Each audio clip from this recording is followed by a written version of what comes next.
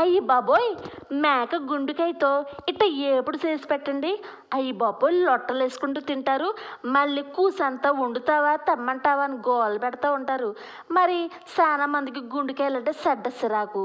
మరి అట్టాగే సిరాకు పడుతూ ఉంటే ఎట్టాగు ఎదరికెళ్ళాము. మరి చిరాకు లేకుండా ఎంతో మీకు మనసుకు నచ్చేలాగా ఎలా వండాలో నేను ఈరోజు వివరంగా క్లియర్గా చెప్తాను. మరి అట్టాగే మీరు నేర్చుకుంటారు కదా. అయ్యి బాబోయ్! అవునా? అయితే ఈ ఎక్క ఛానల్ డెఫినెట్గా చూస్తూ ఉండాలి. నాకు ఇష్టం లేని కూరలు బోల్డని ఉన్నాయి. అవి కూడా ఈ ఎక్క ఛానల్ చూస్తే నాకు ఇష్టం లేని కూడా ఇష్టం పెంచేలాగా చెప్పిద్దేమో, ట్రై చేస్తూ ఉండాలి అని మీరే అనుకుంటారు. సరేనా? ఏంటి డబ్బా కొడుతున్నాను అనుకుంటున్నారా? అయ్యో! డబ్బా కాదు, గుణకరాల్లో వేసి కూడా కొట్టట్లేదు. నేను వాస్తవంగా చెప్తున్నాను. ఈరోజు నేను మేక గుండెకాయతో టేస్టీగా తయారు చేస్తున్నాను. ఇలా ఆ గుండెకాయని ఇలా ఒక పావు కిలో తెచ్చుకున్నాను. చక్కగా మనం ఒక 6-7 సార్లు వాష్ చేసుకోండి. ఇలా మంచినీళ్ళలో వాష్ చేసుకున్న తర్వాత ఇప్పుడు ఈ గుండెకాయలని ఇలా పక్కన పెట్టి ఇప్పుడు ఒక కడాయి తీసుకుని ఒక 5 టేబుల్ స్పూన్ ఆయిల్ వేసుకొని ఒక పెద్ద సైజు ఉల్లిపాయ ఇలా చిన్నగా కట్ చేసుకుని 2 నిమిషాలు దోరగా వేయించుకోండి. ఇలా ఏగుతూ ఉండగా మీరు ఒక పచ్చిమిరపకాయ చిన్న ముక్కలుగా కట్ చేసుకుని వేసుకోండి. 2 నిమిషాలు వేగిన తర్వాత ఇప్పుడు అల్లం, వెల్లుల్లి, కూసంత పసుపు వేసి మిక్సీ ఆడించుకోండి. ఇలా 1 టేబుల్ స్పూన్ చాలు, పావు కిలో ఇలా గుండెకాయ కదా, ఇంకెక్కువగా అక్కర్లేదు అల్లం వెల్లుల్లి పేస్టు. ఇలా కొంచెం దోరగా ఏగాలి. మనకి అల్లం వెల్లుల్లి ఎంత దోరగా ఏగితేనే మనకి కర్రీ అనేది అంత టేస్టీగా ఉండిద్ది. లేదనుకో మీరు ఏ కూర ఉన్నా అంత ఇదిగా ఫ్లేవర్గా ఉండదు.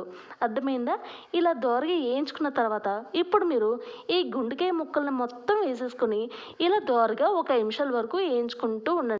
ఇప్పుడు ఈ ముక్కలని మంచిగా ఎగాలంటే ఇలాగ మంట అనేది మీడియంలోకి వెళ్ళండి. ఇటు హై వద్దు, ఇటు లో వద్దు, మీడియంలోకి పెట్టుకొని ఇప్పుడు మీరు మూత వేసుకుంటే చక్కగా 10 నిమిషాల వరకు టైం పెట్టుకోండి. ఇలా మధ్య మధ్యలో వచ్చి ఒకసారి తిప్పుతూ ఉండండి అమ్మా, లేదంటే అడుగంటుతూ ఉండిద్ది.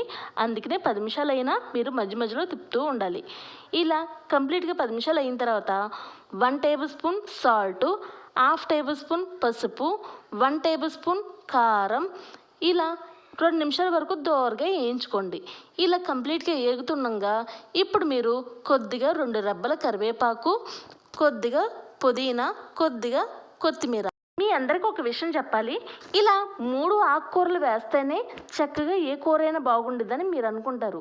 కానీ మెయిన్గా నీస్ కూరకి కరివేపాకు, కొత్తిమీర అనేది ఉండాలి. అర్థమైందా? పుదీనా ఒక్కొక్కసారి లేకపోయినా పర్వాలేదు, అదేమీ మనకి ప్రాబ్లం అవ్వదు. కానీ కరివేపాకు నీస్ కూర స్మెల్ రానికుండా చేసిద్ది. ఇలా కొత్తిమీర అనేది కొంచెం టేస్ట్ అనేది పెంచిద్ది. అర్థమైందా? ఇలా మొత్తం ఇలా మూడింటిని దోరగా వేయించుకున్న తర్వాత ఇప్పుడు మీరు 1/2 table spoon garam masala powder, నేను ఆల్రెడీ లాంగ్ వీడియో పెట్టానమ్మా, ఒకసారి ట్రై చేయండి.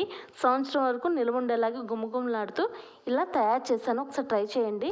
ఇలా 1/2 టేబుల్ స్పూన్ వేసుకుని చక్కగా ఒకసారి దోరగా 2 నిమిషాల వరకు వేయించుకొని ఇక మీరు స్టవ్ అనేది ఆఫ్ చేసేసేయండి.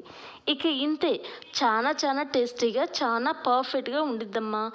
అండ్ అదే కాకుండా మీరు ఇంతవరకు ఎప్పుడు ఈ కర్రీని ట్రై చేయలేదా, అసలు టేస్ట్ చేయలేదా? చేయకపోతే ఎలాగా? ఇలాగా ఒక్కసారి ఈ ఛానల్లో ఈ వీడియోని చూడండమ్మా, మీకు మనసుకు నచ్చితేనే ట్రై చేయండి. కానీ వన్స్ తిన్నారంటే అస్సలు వదిలిపెట్టరు. ఇప్పుడు నా మనసులో మాట ఒకటి చెప్పనా? హాయమ్మ హాయమ్మ ఈ వంటలు ఏంటోనమ్మా, మనసంతా హాయిగుందమ్మా, చూస్తుంటే నోరూరుతుంది, తిందామని ఉబలాటంగా మాటల్లో చెప్పలేనమ్మా. మరి నాకొక్కదానికేనా? మీకు అలాగే అనిపిస్తుంది కదా? మరి ఇంకెందుకు, మీకు ఎన్ని వీడియోలు కావాలంటే అన్ని వీడియోలు నేను చెప్పడానికి రెడీగా ఉన్నానమ్మా. మరి మీకు ఇంతలాగా వివరంగా చెప్తున్నానుగా, మరి నాకు కూడా కూసంత సపోర్ట్ ఇవ్వండమ్మా. మా అమ్మ కాదు, ఒక లైకు, షేరు, సబ్స్క్రైబ్. ఇంతకీ పాట బాగుందా, లేదంటే ఇలా నేను చేసిన వంటకం బాగుందా? పాట బాగున్నా బాగోపోయినా బాగుంటే నా ఒక్కసారి నవ్వండమ్మా, బాగోపోతే తల బాదుకోండి. ఇలా వంట మాత్రం అదిరిపోయే టేస్ట్తో ఉండిద్దమ్మా, అది మాత్రం తల బాదుకోరు, ఎంతో కమ్మగా తింటారు. మరి వెళ్ళరానా?